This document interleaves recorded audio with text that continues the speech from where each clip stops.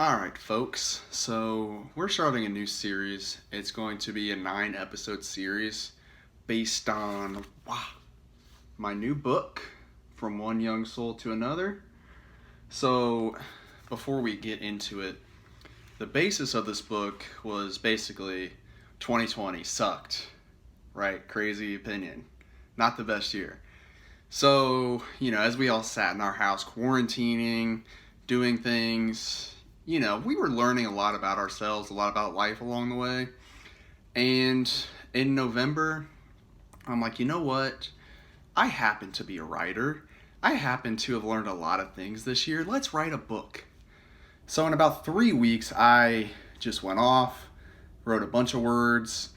Not a long book, but I decided to compile all my thoughts into a book, all the lessons I learned, and figured maybe there's some people out there that could learn from these lessons, so decided to publish a book. It's a short read, it's about 2 hours, depending on how long or how quick of a reader you are. I am not a slow reader, but I'm not a fast reader, so it took me about 2 hours, hour and a half to 2 hours to read it through. It's about 50 pages, and I'll link it in the description. You can get an ebook for $5 or a paperback for $7. And I'll just say, I do make more profit on the ebooks, despite being cheaper. So, if you want to help me out, but either way, again, this is a nice looking paperback. It's nice to hold it in your hands, really feel the paper and the back and all of it together. So if you want to go this way, that's great. I appreciate every sale. But basically what I want to do is a 9-episode series where I basically break down all the chapters. So if you don't want the book to be spoiled, maybe get the book, read it real quick, and come back. If you're not a big reader, this is great for you. I'm basically going to read the book to you through this medium, so that's great. But I wanted to kind of have this pair with the book and help the message kind of reach a larger audience. So this first episode is the first chapter, and the first chapter is losing yourself in somebody else. So for me, this was about a girl, and I know a lot of people my age, or older or younger, have problems with significant others and mostly trying to find one. And, I've had problems as a younger man with this kind of thing. Just trying to find a person, and once you find them, not letting them control your thoughts and all that stuff. So I work at a company, I'll not say the name, but if you read the book, you'll see it, so I guess it doesn't really matter. But I work at a company that employs people and provides services to other people. So, pretty good company, successful, and I've worked at this company for coming up on 4 years. I worked there throughout college, and I did graduate last year, which we will talk about in upcoming chapters/videos. And I've had a tough time finding a job, at least a job that I like, so I've kind of just stuck it out, and I've written on the side and made a handful of videos along the way. So, anyway, so with this job, coming up on a year ago now, about 10 months ago, I meet this girl that works there. Never thought I'd like a girl that I worked with, or at least, never thought I would want to date a girl I worked with, because it just gets kind of complicated, but once you meet a girl you like, it's kind of hard to just think logically and throw all that stuff out. So, we talked here and there for a little bit at work, a few weeks, kind of just chit-chatted. One day I wake up on a Monday morning, and she followed me on Instagram. So I'm like, okay, this could be something. And I follow her back, and we start messaging each other on there for a few days. Eventually, I get her number, and it just picks up from there. And, obviously we talk more at work, so we're getting to know each other. And just the way I am with women, I kind of just fell in real quick, and I started blowing it up in my head, despite not really knowing much about this girl. At least, I know things about her, but I didn't really know her. Like, I wasn't around her long enough to know how she is. And I just let the idea of having a girlfriend get ahead of everything, and I just got in my feelings real quick about it. Like, real quick. Like, probably 1 or 2 weeks of texting, I was like, yeah, this is what I want. And it seemed like she wanted that too, so I got more excited about it. And we just kept texting for a while. And she's a very busy girl. She worked multiple jobs, trying to pay off student loans and all that. And she didn't really have time for me, or at least she didn't make time. So we hung out once. And it was very quick. It was not even an hour. But it was, kind of like a nice little time outside of work to hang out and all that. And I was hoping that was the first of many. So that was the first and only, at least to this point. And we kept texting over the summer. So this started about March of last year. I think we hung out in May. So we go the whole summer without hanging out. And during this whole time, we're texting, throughout the day, like a good amount throughout the day. And so she worked, I would guess, 50 hours a week maybe, because she just worked all the time. Like, she's just busy. And I, on the other hand, was working like 30, and I'm still working 30 hours a week because I'm, lucky enough to live with my parents and not have to pay rent.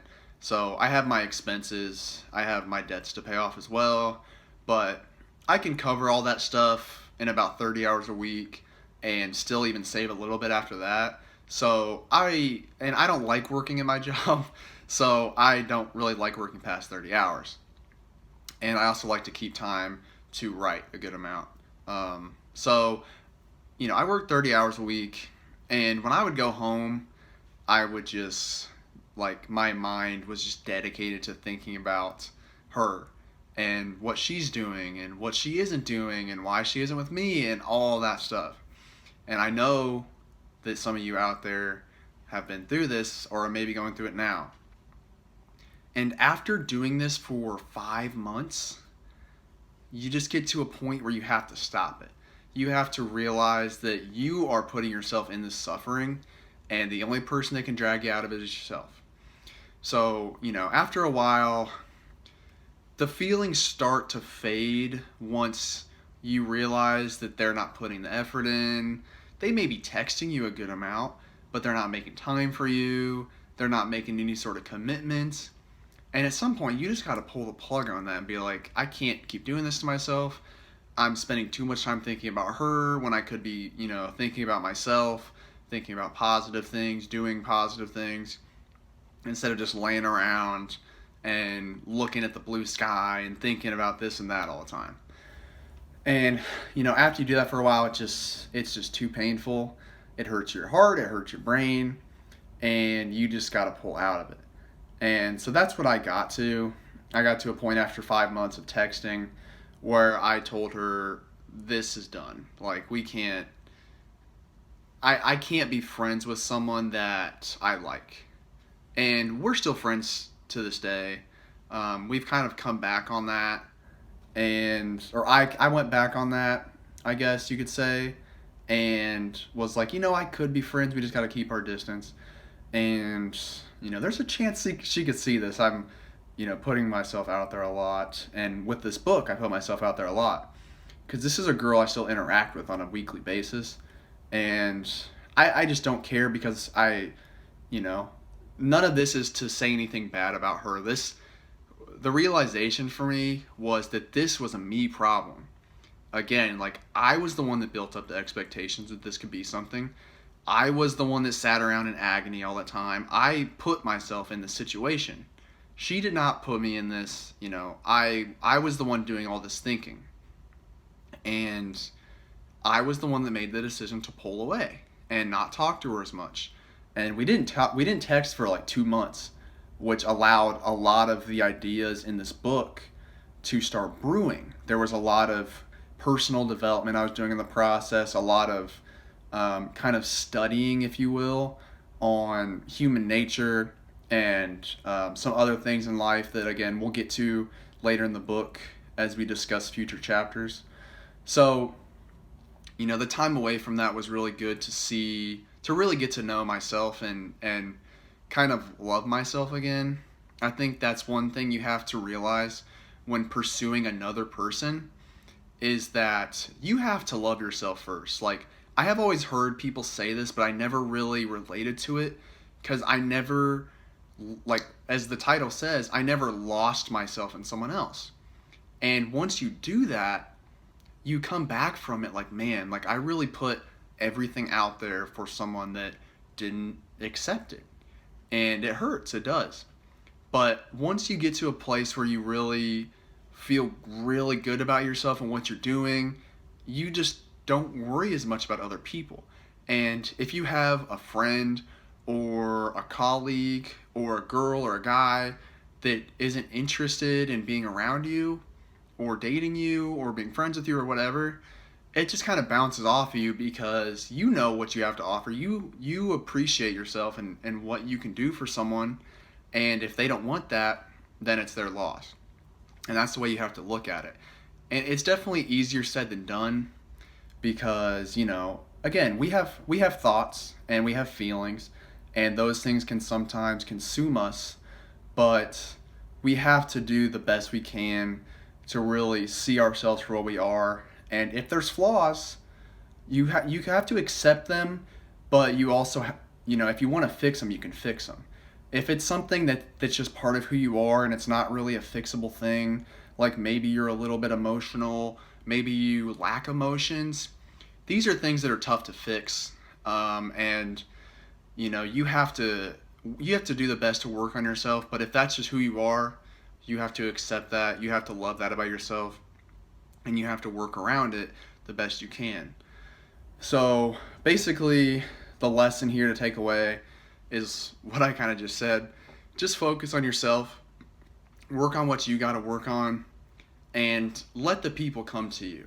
That's my goal. One of my goals for 2021, which I have a little whiteboard in the back. First, I have 3 goals. The first goal is live and let live. And that's what I have to keep reminding myself. Like, let people do their own thing. You do your own thing. Stay in your lane. When there's opportunities that you're interested in, take them. And if it doesn't work out, just come back, regroup, and move forward to the next thing. Just let things happen as they are. Let things flow, as my last video talks about flow. And if you haven't seen that, definitely go back and look at that. I can link that in the description as well.